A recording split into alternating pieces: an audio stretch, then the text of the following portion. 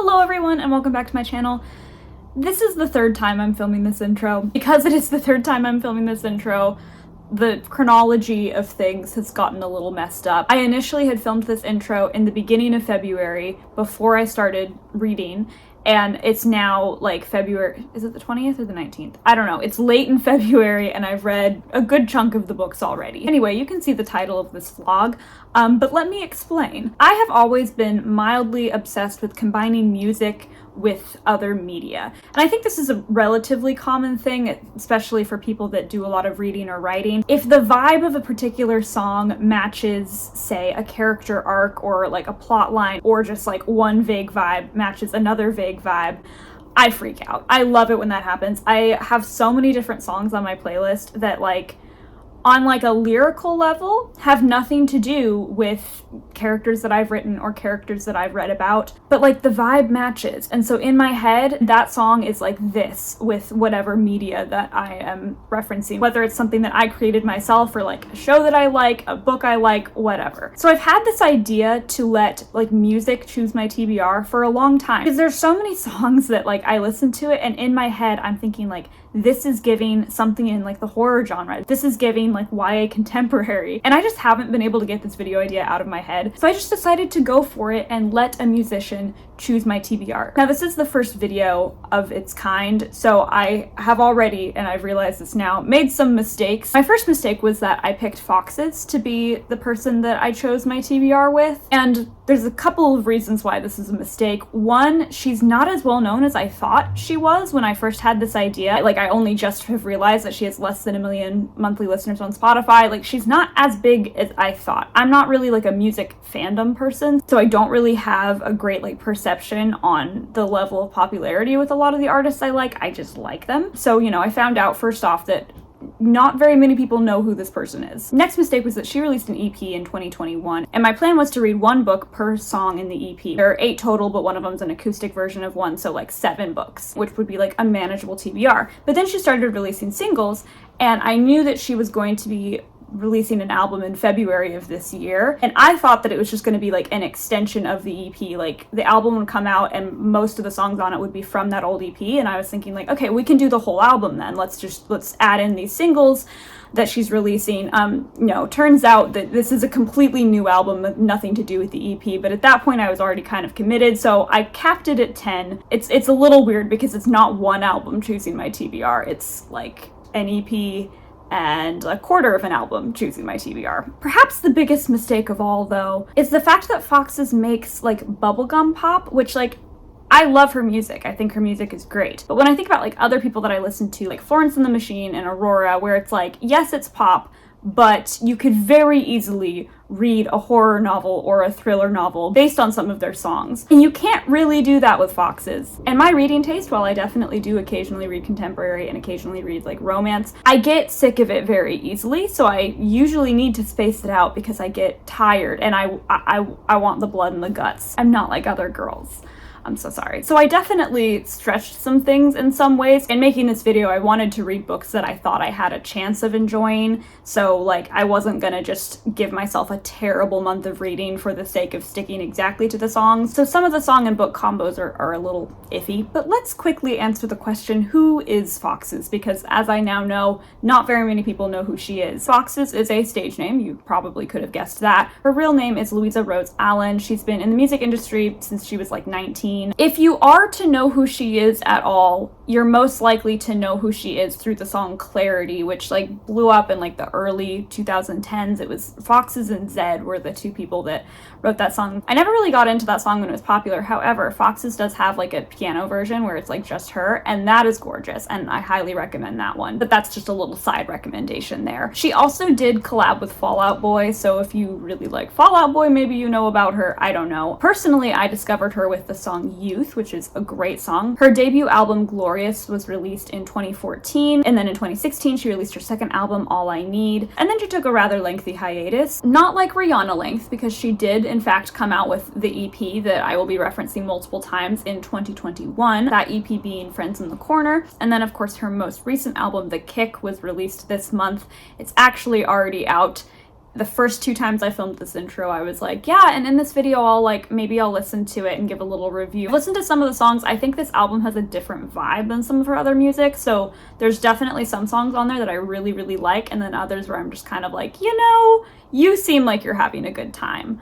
So I'm not gonna say anything here. I don't think it's a bad album. It's just, it's one where I'm picking and choosing the songs rather than listening to the whole thing. And as I said, she is kind of like the bubblegum pop side of things, but she has a gorgeous voice, and honestly, I think that there's a good amount of depth to her music as well. So if you get anything at all from this video, let it be, I think that Foxes is a great artist, and I think she's underrated and more people should check her out. I'm gonna move into the books now.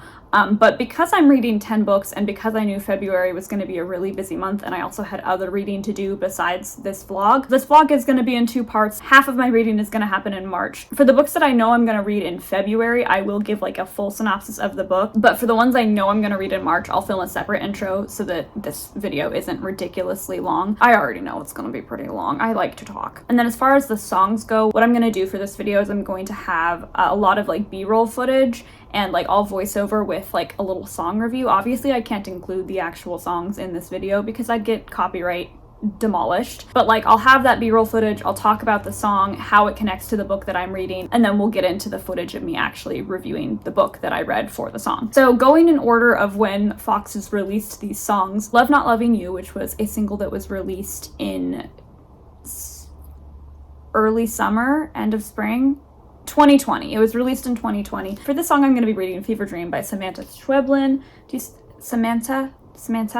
There's not an H there, and I always want to say Samantha, but it's Samantha Schweblin. For the stray viewer that's watching that actually knows who Foxes is and knows the song Love Not Loving You, and you're like, what, you're reading Fever Dream for that? I'll explain later. This is gonna be a March book. As I said, there were some songs that I couldn't really find a book that would fit super well, so I just kind of I cherry picked. The next single that was released was Woman, which was released a little bit later in 2020. And for that, I'm going to be reading Little Scratch by Rebecca Watson. This is another March read. You'll hear about that later. The next song that was released in September of 2020, Friends in the Corner. And for that one, I'm going to be reading I'll Give You the Sun by Jandy Nelson. Now, this one I actually am reading in February. In fact, I've already read it. If you don't know about I'll Give You the Sun, this is a very popular YA contemporary. This is about 2 twins, yeah, there would be 2 of them, Noah and Jude, and when they were little they were absolutely inseparable, but something happened in like their early teenage years, we don't quite know what, and it broke them apart, and now they barely speak. This story is told in both of their perspectives, but it focuses on one twin for like kind of before the falling out and another twin for after, and then you kind of slowly move towards the middle to find out what exactly happened. And I read this one first, so if you want to know my thoughts on it, I give them pretty much right away. The next song that was released was Hollywood, which came out in December of 2020. Now this one's very obviously a March read because it's the only book I don't have. I'm going to be reading The View Was Exhausting,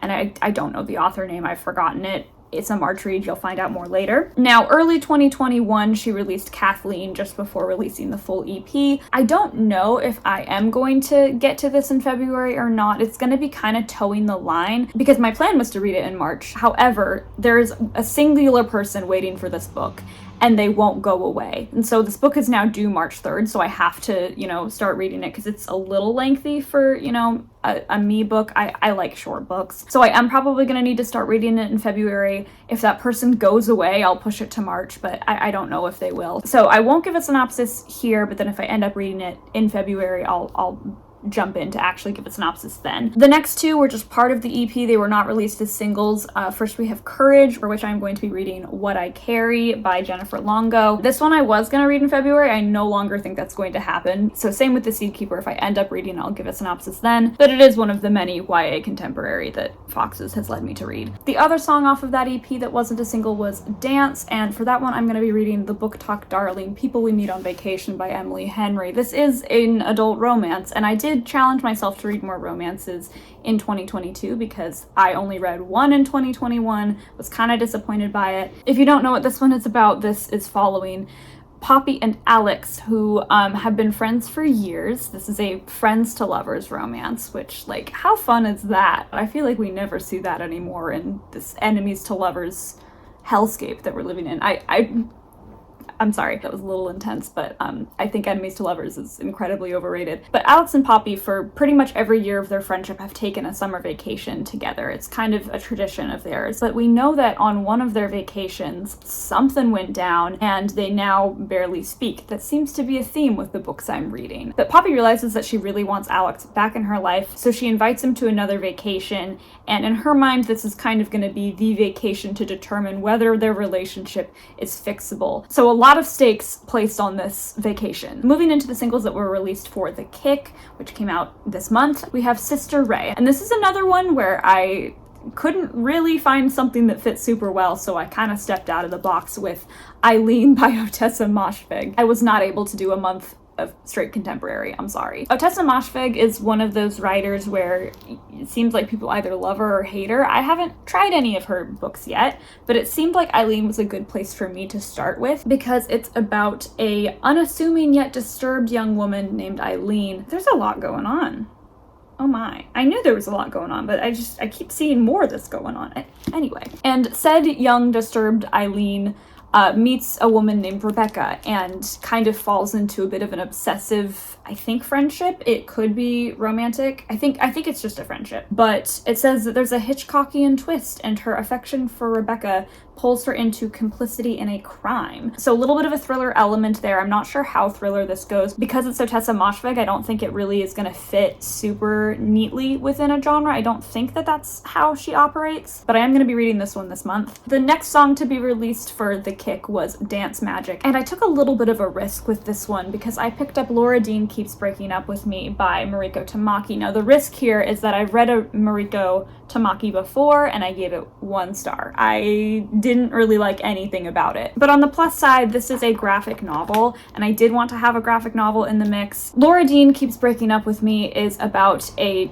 kind of toxic relationship between 2 characters, Freddie and Laura. This is a queer relationship between Freddie and Laura, which I didn't know until I started reading this. And then like 2 pages in, I was like, wait, hold on. Because I thought that this was Laura and I thought this was Freddie. No, this is Freddie and this is Laura. But as the title suggests, Laura Dean keeps breaking up with Freddie, and we're kind of following this relationship through all of its highs and lows, and a bunch of other stuff happens too. I've already read this one. You can find out my thoughts if you keep watching. And finally, on to the last songbook combo. We have Sky Love, which I am pairing with The Loneliest Girl in the Universe. Now, this is actually my current read. I am currently on page 59. This is about a girl that's living by herself in space. She's on this mission to see if this one planet is inhabitable or not. This is a YA sci-fi romance, I think, I'm pretty sure, which is not really my thing. But the reason I ended up picking this up is because I had heard that the main character is allegedly demisexual. I haven't really gotten to a point in the story where it's like that is confirmed or not, but you'll later see why this was significant for me picking this book. And there you have it. There's your ridiculously long intro. Every single time I filmed this intro, I've always been like, we're gonna make it shorter this time. We're gonna make it shorter this time. And I don't think I've done that once. So I'm just gonna go ahead, cut this intro off right here, right now, so we can get into the songs and get into the books.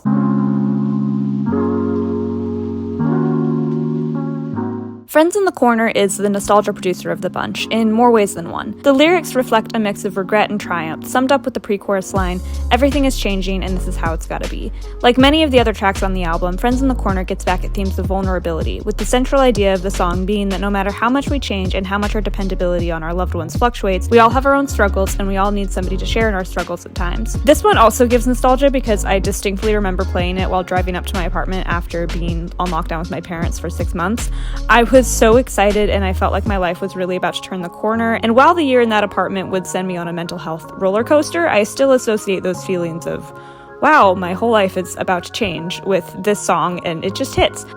So at long last, 9 days into the month, I've finally finished the first book for this vlog. I finally finished I'll Give You the Sun. It took me a very long time, and I didn't really like it that much. I don't know.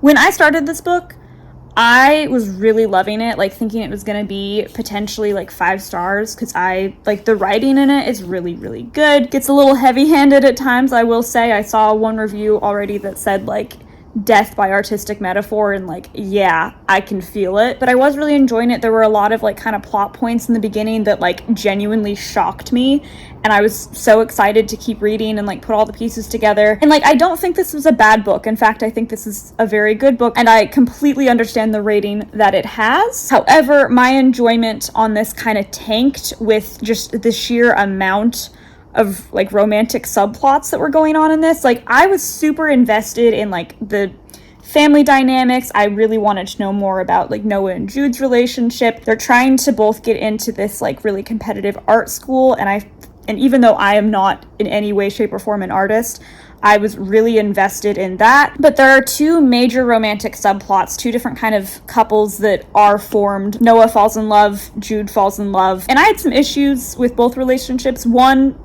considerably more than the other. I don't know if we'll have time to get into that. I may just save it for my eventual reading wrap-up of this book. But by the time I was like 40% of the way into this book, it felt like about a quarter of what I was reading was the stuff that I actually wanted to be reading, and the other 3/4 were just completely devoted to these romantic subplots.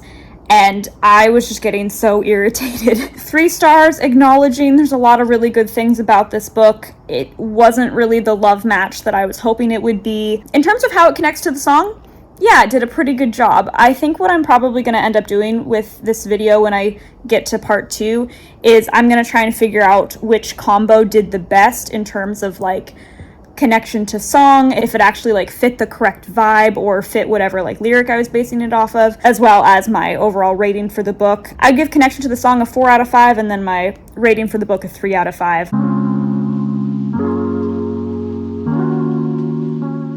Admittedly, Dance Magic isn't my favorite, but I'm not bashing. It's a fun song to play in the car or study to if you're one of those people that needs something pumpy when you're studying. There's just less of an emotional connection for me. I chose Laura Dean Keeps Breaking Up With Me because the words break up are used in this 2-minute song 13 times. It's kind of a theme. I took it upon myself to call the couple in this song toxic in the intro, although I've now filmed a new intro, so who knows if that's still accurate. And while I don't think Foxes is writing this song with the intention of getting us to root for this couple, because I don't have the patience for couples that break up as a part of their relationship routine, my take on this song is sort of, I'm glad you all are making it work and making a fun song out of it, but eventually you should seek counseling. This song was just not really written for people who hate drama, much as I'm imagining the character Laura Dean wasn't. I don't necessarily think I'm going to get on with Laura Dean and co too well, but only time will tell. Maybe for one of these clips, I will have like fresh mascara and not messy hair, and it won't be like 11 o'clock at night. Actually, I think it's closer to midnight. Maybe at some point in this video. For now, this is what we're working with, because I just finished Laura Dean Keeps Breaking Up With Me, and we have a surprise winner on our hands. I truly had such low expectations for this book just based on past history with this author, and then just, I don't know, but couple of developments. I didn't know that this book was queer, and because I don't have like an agenda to read like one or the other, it sounds like kind of a weird thing to say, like, oh, this book was better because it was 2 women instead of like a boy and a girl. But so much of this book is kind of looking at the fact that like we have seen depictions of like toxic straight relationships in the media. We've seen it before. We've seen it everywhere. So for Freddie, our main character, I thought that this was Laura. No, Laura's right here. For Freddie to like be in this relationship where she is feeling like she's giving way more than she's getting. She's feeling like she's kind of like failing at kind of all aspects of her life because she's in this relationship, and just all of her energy is going towards that. And to be confused because she's never really like gotten any representation of like what to do in that situation, because like it's only straight people that are getting representation in the media. So I'm not just saying like, oh, this book was better because there was representation. It genuinely aided in my enjoyment of this story because it made so much sense to me why Freddie was just consistently going back into this relationship, knowing that it was bad and it was not, good things were not coming from it. What else do I want to say about this book? I'm giving it 4 stars because it hit when I did not expect it to hit. There were like, I was getting a little on the emotional side at the end of this, but things did get heavy at times, and I will put trigger warnings in the description for this particular book because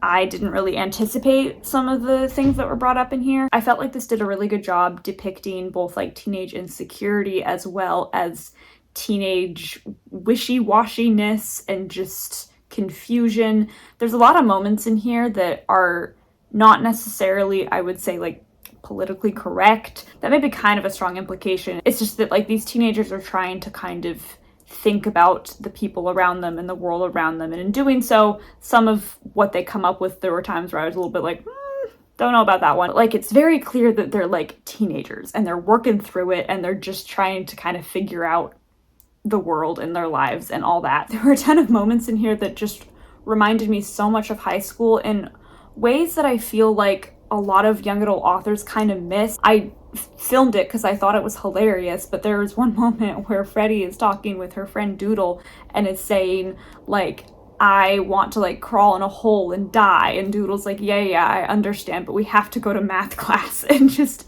that resonated with me so hard. 4 stars for the book itself. When I started reading this, I thought I was gonna give it 4 stars for like the song to book connection, but I think I have to kind of downgrade it to 3 just because, yes, the content fits. They're constantly breaking up and it's not a great relationship, but like the vibes are just not correct. Things get pretty intense and serious in this one, and I was like kind of on the verge of tears. I feel like the mascara has traveled more since I started talking. It's not like I've been like blinking ferociously or anything. Like, I don't know where you're going. Just like stay on the lashes. So I'm gonna give it a 3 in that regard, just because like content wise, check, you did it. Laura Dean kept breaking up with her. It works. But beyond that, it didn't really have the vibes.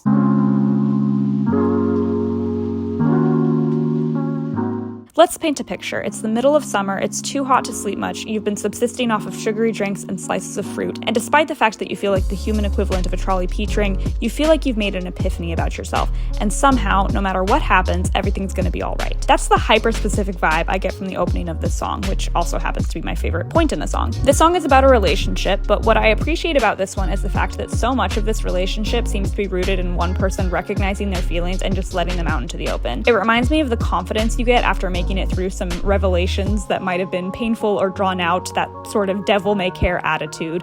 And I just think this song is really beautiful and everyone should listen to it. Because my makeup has moved past fun and cute and into she got into a fight, I'm gonna go ahead and give you this next update while taking off my makeup. And the update is I read People We Meet on Vacation. And I really liked it. I would say that in terms of like TikTok hype, yeah, it's pretty good. I think the majority of people are going to enjoy it. Is it, you know, the mind-blowing novel that TikTok makes every single popular book seem like? No. But like, I actually really enjoyed this one, and it's really a good thing because I have talked about in other videos how like I don't know if romance is necessarily my thing. I'm still kind of trying to figure that out. And this was a compelling argument for the genre. I liked the fact that it was friends to lovers. Personally, I don't really understand the hype behind enemies to lovers, I'll be real. And that is such a personal thing, mainly to do with the fact that like I'm a very sensitive person, and like anybody in my life that's mean to me, I try to make them not in my life very quickly. My anxiety just can't really handle being close to somebody who was once being mean. So Friends to Lovers is more my speed. I had a really good time with this book. If you don't know, People Who Meet on Vacation is about Poppy and Alex, 2 friends that met in college. They're very, very different from each other, but pretty much every year since becoming friends, they've built in like this summer vacation that they're going to take together every single year. And this book goes over all of their vacations since meeting. If you are sad about the fact that you can't go on vacation and you'd like to live vicariously through them, this is a great book to do that with. If you're sad about going on vacation and the only way to make you less sad is to go on vacation, don't read this book, it'll just make you more sad. But spoiler, these two do in fact fall in love because, you know, it's a romance. If you were upset by this spoiler, I'm deeply sorry. A big strong point for me in this book was the characterization. More specifically, it was the fact that there's so much going on with both characters. Like, I could sit and talk for a long time about just reciting facts about these two characters. And I really appreciated that because it made it feel less like characters that had been like thought through and plotted and more just like people, which is a pretty rare thing to be able to accomplish because like as writers there's so many steps that you can take to like make a good character, but that doesn't always translate to them feeling real. They could be a fantastic character, but they may not feel super authentic. And this somehow got them both. It's probably in my I really liked it and not my I loved it. I have this little distinction that I do between 4 stars, just because when the romance actually started, I felt like certain things were getting kind of left out. I guess I should put a spoiler tag up for some of this, but like once you know they're gonna fall in love. You know that, right? Like you're aware.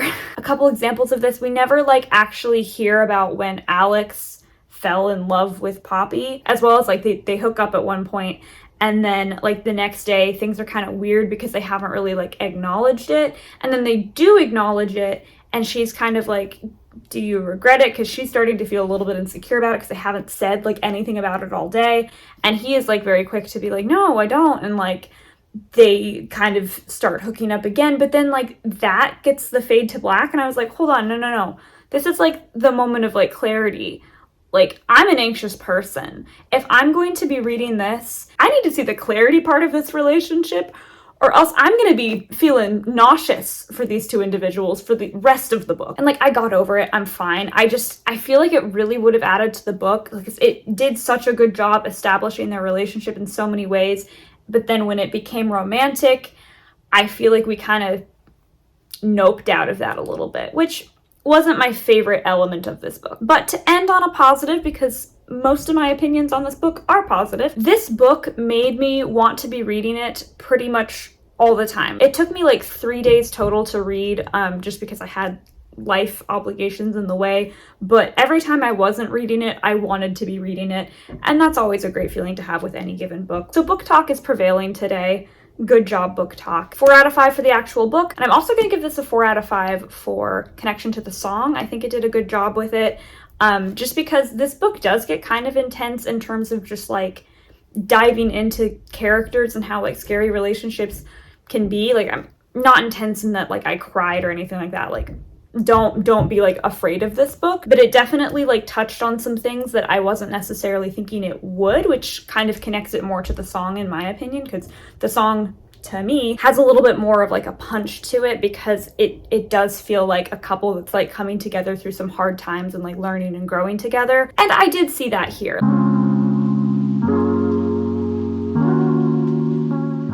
Alright, it's time for me to project. I'm fully aware that Sky Love is an incredibly cheesy song from a lyrical sense. Like, fully aware. It's essentially about being picky in relationships, but more specifically believing that there's a certain way love should feel, and that's when it's real, and this is referred to as Sky Love. And yeah, it's cheesy, but I love this one. I love the 80s synth feel, the random orchestral elements. I feel like I'm in an exclusive bar in space. It's such a vibe. I also have co-opted the message of this song for my own devices, as this song came out right after I did. I was in that post-solidification phase of realizing my sexuality, and nearly everything in my life was acting as a sign, and this song waltzed into my life right at the peak of that. The more I listened to it, the more I am sure it does not represent demisexuality as perfectly as I thought it did when I first listened to it and felt like it had been made just for me. But I will always look on the song with a fondness, because who doesn't like feeling validated in their sexuality while also feeling like they're in an 80s themed bar in space? I haven't met anybody that wouldn't like that.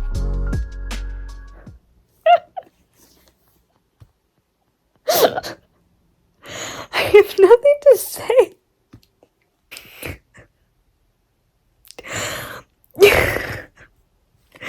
Who published this book? It's not even that it's getting weird. Like, weird is not the right word.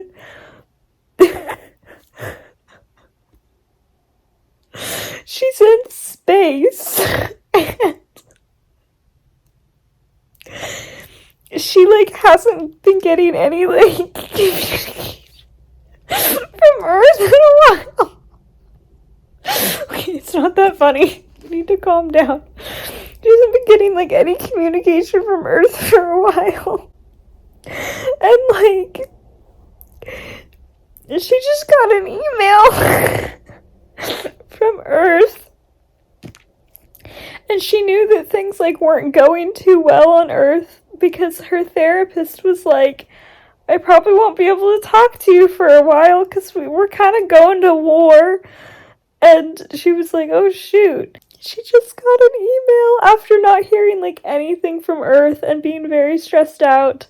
And apparently the war has been won because the UPR sent her an email and they were like, just so you know, America, not a thing. It's the UPR now. And we're in charge. And they signed off with all hail the UPR. It's not funny, I know. But like, I'm getting makeup on this book. Oh no. I think I'm just really tired. I should probably stop reading. I'm not really liking this book. I'm struggling with it. Sci-fi is not for me. It's not my game. Especially not YA sci-fi. My goodness. I'm back with a very important update. They did it again. The UPR has sent another message. And they are quickly becoming my favorite character of the book, whoever the heck they are. Apparently they have a king, because they say, all hail the UPR, may the king live long and vigorously. And I love that. Am I supposed to take anything in this book seriously? Like, I don't know, every once in a while it'll say something like really hard hitting, like it'll say something about like loneliness, and I'm like, oh shoot, they'll come out when the UPR will send a message. Fun update, they're actually kind of nice. Like, they said, would you kindly submit to us the details of your vessel system operations to date for analysis? Like, that's so polite. The other characters in this book, they keep referring to UPR as like this dictator. I'm like, that doesn't sound like a dictator. They asked so nicely for details of her vessel system operations. And then it said the UPR wishes all the best for the Infinity, that's the spacecraft that she's on, and once again expresses how pleasing we find your addition to our citizenship alongside the Eternity, that's the other spaceship. Like, I love them. I love them so much. I love this dictator nation.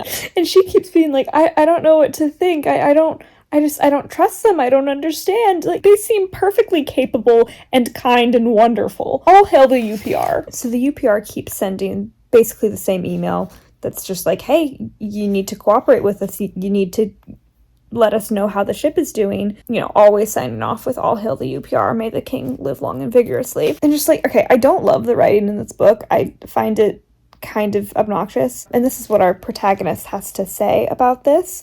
She says, it's not right what they're doing. They can't take over at the last minute and change everything. I fire off an angry reply, unable to hold my tongue any longer. She says in her email, the details of the events of the Third Global War in your first message were a little sparse. Could you expand on this situation? Okay, I need to be done. I need to go to sleep. This isn't productive reading what I'm doing. This is me just like looking for any and all mentions of the UPR, my new favorite character in any series ever. So I've put the bookmark in. We're gonna be done. I'm gonna take off my makeup and go to sleep. I've decided I will be reading the whole thing tomorrow and just getting this book out of my life, or out of my orbit. Science fiction. If I'm looking a little rosy, it's because I just got back from a stupid walk for my stupid mental health. Mostly to make up for the fact that I feel like I wasted my day with this stupid book. I already filmed my thoughts on this book, but it was like a 22-minute thing, and I was like, I cannot be bothered to edit that. I know I can say everything I'm feeling about this book in a more concise manner. This book was an absolute experience. I'm giving this 2 stars. And listen, I'm one of those people where like my preferences with most books kind of skew a little dark. Like, I do prefer books to like go there rather than kind of like skirt the line. So like, I'm aware that my personal preference is kind of getting in the way a little bit here. But what I feel like the team behind this book didn't really understand, both when this book was drafted and then through all the rounds of editing that it went through, however many that may have been, is that when a book like this doesn't have tension, it's so ridiculous. Like, you need to just embrace it and go there. Like, there were some kind of seedlings of some dark stuff going on in this book. Like, the concept alone is very terrifying. Like, you are alone in space and you could be like cut off from the world at any given moment. And then of course, without spoilers, there's a lot of other stuff that happens here. Like, some plot twists that I thought were honestly really good plot twists. Like, I would not have changed that much of the plot in this book, but the tone and the characterization is just way off for what this book is doing. This book is so desperate for the main character to be a normal teenage girl. She has periods and she writes fan fiction and she hates her quantum physics homework or whatever they were having her doing, astrophysics, that's what they were having her do. It's trying so hard to make this girl normal. This girl should not be normal. She would not be normal. Like, the fact that they didn't just, like, go for it and completely screw this girl up infuriates me, because so many of the themes of this book would translate really well if she was messed up. But we just keep trying so hard to paint her as this normal teenage girl when she is not. And I absolutely hate to say it, but the UPR needed to go, like, for so many reasons that did not fly, that did not work. It made me cackle for way longer than you even saw on camera, and I'm not sure how much I'll actually include of that laughing fit, because honestly it was like a fit of hysterics. I thought that the UPR plotline was so unbelievably funny, but in terms of like making this a better book, that shouldn't have been a thing. To talk about this book in terms of how it connects to the song, it really does not. I'm giving the actual book 2 stars, and I'm giving the song correlation 1 star. I had picked this book up because I had heard that the protagonist was demisexual, and I definitely wanted to make sure when picking this book up that I wasn't going in to be like a representation police, because I think that'd be a little bit silly. Like, there's so many different components to sexuality and everybody's journey is so different. Like, I wasn't here to criticize and say whether or not I felt like this character was demisexual or not, but I will say I didn't necessarily get what I was coming here for. It's even worse than a blink and you'll miss it. It's more of a squint or you won't see it at all. And like, ultimately there was quite a bit going on in here, so I can't necessarily be too upset that they didn't fulfill a brief that was very specifically held for me. But it was an absolute flop in terms of connecting to the song. The vibes don't match, the lyrics don't match, nothing matches whatsoever. This is gonna be a 1. So that's now 4 books down. Very mixed results coming out of this vlog already.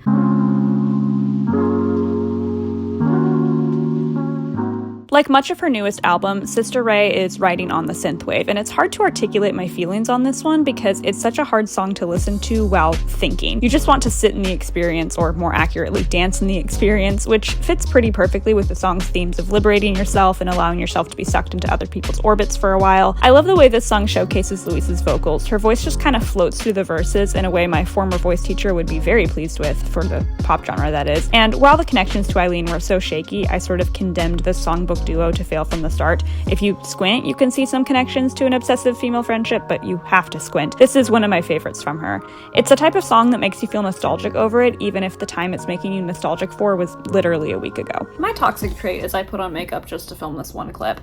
I finished Eileen. I'm simultaneously conflicted and also very set in my opinion on this book. I made the mistake of looking at reviews partway through finishing, and I think that skewed my perspective a little bit. Not that I spoiled myself or anything like that, but I was reading this book and just feeling like this is kind of pure misery, which is kind of the point, but I kept just thinking, is anything else gonna happen in this book? So much of this book is Eileen just hating herself. It's disgusting self-loathing. It's ridiculously repetitive. I was really in the struggle bus, feeling like I was gonna give this book 2 stars, and then I glanced through the reviews just to see if anybody else was feeling the same way. This doesn't have a great average rating, but all of the top reviews were saying things like, I've never been so annoyed to give a book 5 stars before. I hated it, but it's also so well done.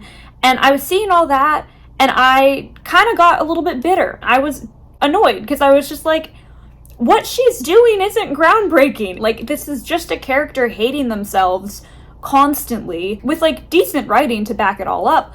But it's not giving what other people are saying it's giving. That was at the halfway point. The last third of this book was 5 stars, 100%. I'm not going to give any spoilers for this book, but there's this one scene. Eileen is coming into this one setting and she immediately kind of knows something is off. And the way that was set up was so good. It was so creepy. I was genuinely tense reading it. And then everything that followed was so good. So I came to the end of this book being okay, that ending was 5 stars. It hit. It had so much emotional impact, intensity. So much of the characterization that we had been getting throughout the book was coming to the surface and having meaning, and like it was just so good. That said, and I'm gonna say something that I almost never say, there's too much characterization in this book. Like, people were talking about, like, it's a character study.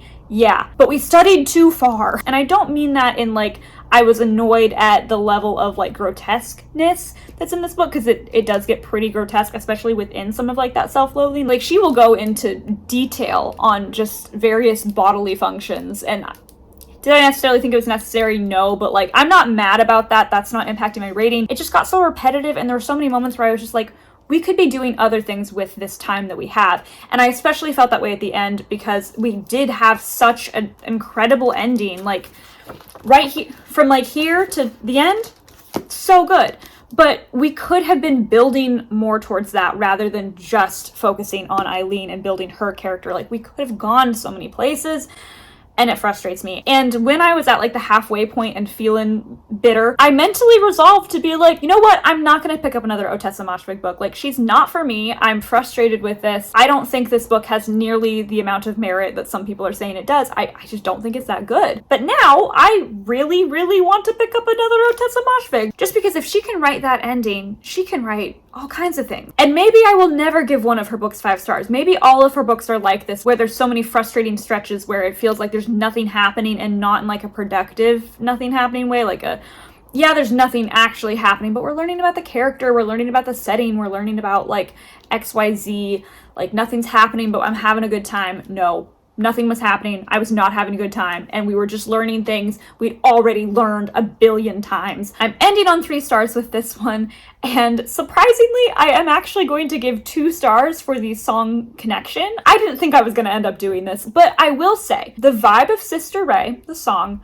does it match? Absolutely not. However, I picked this book up thinking like, all right, we have kind of this like obsessive female friendship a little bit. I'm reading between the lines. It's not necessarily an obsessive female relationship that we're talking about in Sister Ray, like not really, but it is talking about another woman. And the way that Foxes does talk about this other woman in that song did kind of remind me of the relationship between Eileen and Rebecca. Not perfectly. Obviously, it's still a relatively low rating to say 2 stars for this songbook connection, but it fit more than I thought it would. So I feel like I have to give credit where credit is due. Thank you so much for watching part 1. The rest of the books will be in part 2. I'll do a little separate intro there. That'll be posted late March, but there will be several other videos that will be coming out for me during that time. So if you're interested in any of that content, please go ahead and hit the subscribe button, hit the like button, leave me a comment, all those things. Thank you so much for watching, and I will see you again soon.